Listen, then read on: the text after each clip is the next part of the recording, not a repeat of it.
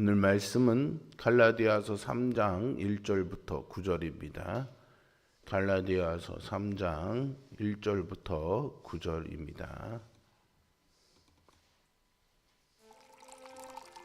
어리석도다 갈라디아 사람들아, 예수 그리스도께서 십자가에 못 박히신 것이 너희 눈앞에 밝히 보이거늘 누가 너희를 꾀더냐? 내가 너희에게서 다만 이것을 알려 하노니 너희가 성령을 받은 것이 율법의 행위로냐 혹은 듣고 믿음으로냐? 너희가 이같이 어리석으냐? 성령으로 시작하였다가 이제는 육체로 마치겠느냐? 너희가 이같이 많은 괴로움을 헛되이 받았느냐? 과연 헛되냐? 너희에게 성령을 주시고 너희 가운데서 능력을 행하시는 이의 일이 율법의 행위에서냐 혹은 듣고 믿음에서냐?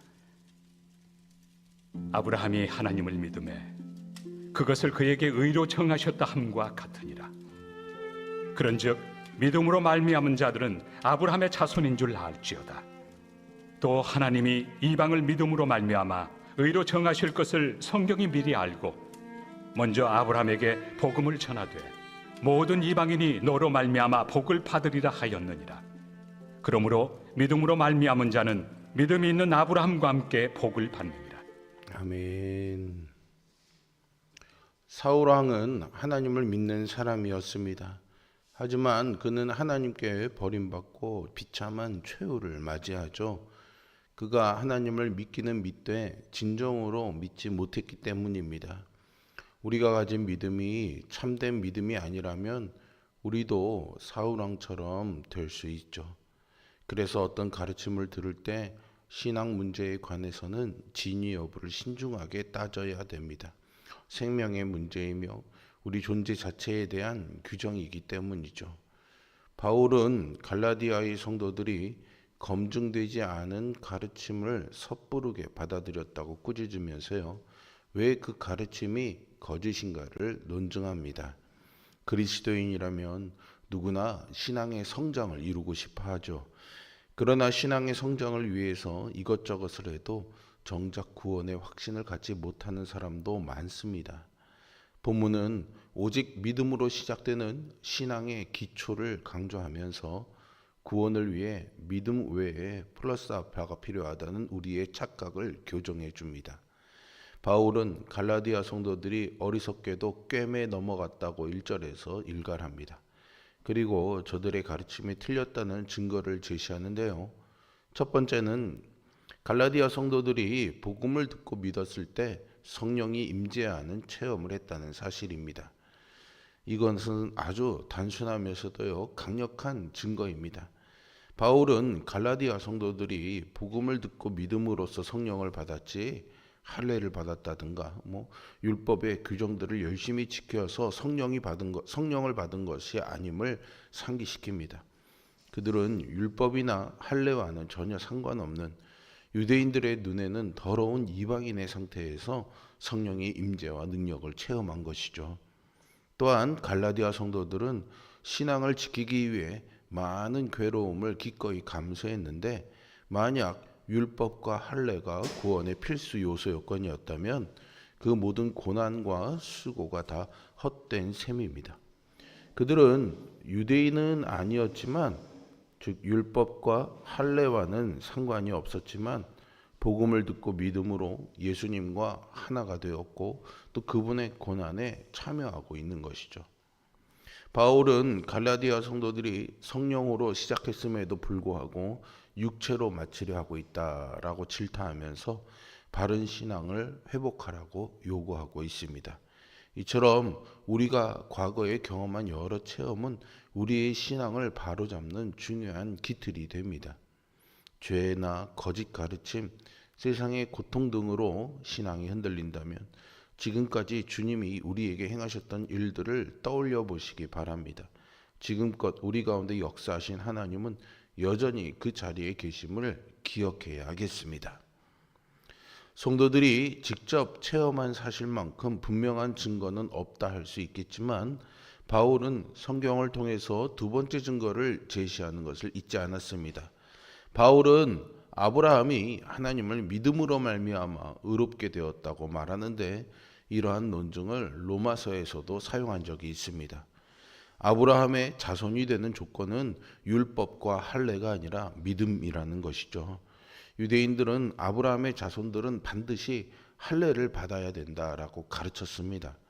그러나 바울은 이방인을 포함한 모든 민족이 복을 받기 위해 아브라함이 부름받았다라는 사실을 상기시킵니다.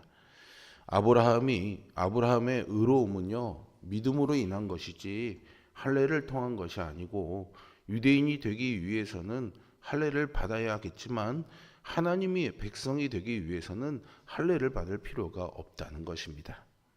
바울은 이방인 역시 믿음을 가졌다면 굳이 유대인이 될 필요는 없고요. 아브라함이 의롭게 된 것과 마찬가지 은혜를 누린다는 말로 성경의 증거를 정리하고 있습니다. 신앙이 흔들리고 혼란스러울 때는 과거에 체험한 주님의 역사를 기억하는 것이 필요합니다. 그러나 그것이 말씀으로 확증되지 않으면 아무리 큰 체험을 했다 해도 어느새 약해지고 넘어지는 경우가 많지요. 그러므로 우리의 신앙은 반드시 말씀으로 튼튼하게 뒷받침되어야 합니다. 기도 중에요, 이 벌레보다 못한 죄인이라는 고백을 하는 분들이 좀 많이 있습니다. 이것은 구원받을 자격이 없었던 우리의 상태를 강조하는 표현이죠. 그러나 지나치게 이것을 너무 강조하거나 여기에 매달려 있으면 자존감을 낮출 수 있는 역효과를 낳을 수 있습니다. 하나님의 은혜와 사랑에 초점을 맞추기보다는 구원받기 한없이 부족한 존재라는 점에 자꾸만 더 붙잡히게 되는 거죠. 그러면 구원받기 위한 필요 충분 조건인 믿음이 하나님의 선물이라는 점에서 감사하기보다는 부족한 자신이 그 부족함을 채우기 위해 무언가 더 열심히 움직여야 된다라는 착각에 빠지기가 쉽습니다. 갈라디아 교회는 바울의 1차 선교 여행 때 세워진 교회로 이방의 빛으로 부름받은 바울의 복음 선포를 듣고 기쁨과 믿음으로 시작된 교회입니다. 그들은 복음을 받아들이고 성령을 받았습니다. 그리고 복음의 역사가 폭발적으로 일어났습니다. 이 같은 역사는 그들이 율법을 잘 지켜서 나타난 것이 아니죠. 그럼에도 불구하고 갈라디아 교인들은요, 할례파의 주장들을 듣고 율법을 지켜야 구원을 받을 수 있다는 잘못된 생각을 한 것입니다. 이렇게 된 원인은 무엇이겠습니까? 자신들이 유대인에 비해서 한없이 부족한 이방인이기에 이 부족함을 채워야 된다라는 착각에서 온 것입니다. 우리는 분명히 구원받기에는 부족한 존재인데 그 부족함은 우리의 노력으로 채울 수 있는 것이 아니죠.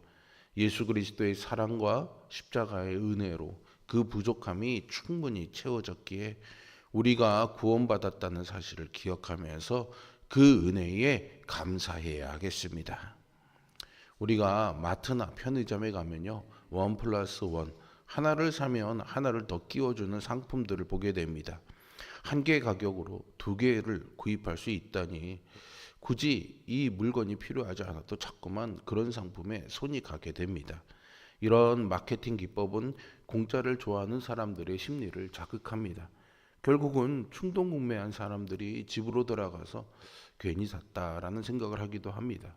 역시 세상에는 공짜가 없다는 생각을 곱씹어 보게 되죠. 예수님께서요, 99마리의 양을 들에 두고 71 양 한 마리를 찾아다니신다라고 말씀하셨죠. 이런 모습은요, 대를 위해서 소가 희생되어야 된다는 이 세상의 계산법과는 맞지 않습니다. 세상의 계산법에 젖어 있는 사람은 구원이 공짜일 수 없다는 생각을 하게 되죠. 그래서 자꾸만 무엇을 하려고 하는 겁니다. 할례파들이 주장한 다른 복음은 아브라함의 자손이 되어야 구원받을 수 있고 그 자손이 되기 위해서는 반드시 율법을 지켜야 한다는 것이었습니다. 그러나 바울은 진정한 아브라함의 후손, 즉 구원 얻는 길은 믿음만으로 가능하다는 복음의 진리를 강조합니다. 그리고 하나님이 믿음으로 이방인들을 의롭게 하실 것이라는 사실을 다시 한번 강조합니다. 구원의 유일한 길이 되신 예수 그리스도를 믿고 구원의 길로 나아가기 위해서는 공짜가 없다는 세상의 통념이 아니라 오직 은혜라는 하늘의 계산법이 필요합니다. 구원을 위해서는 예수님을 그리스도로 믿는 믿음 하나면 충분합니다. 스펙이 중요한 세상에서 더 노력하고 더 채우려고 하는 것은 사람들의 일반적인 습성입니다. 그래서 우리는 구원의 문제에 있어서도 뭔가 우리의 부족함을 채우고 싶어 하죠.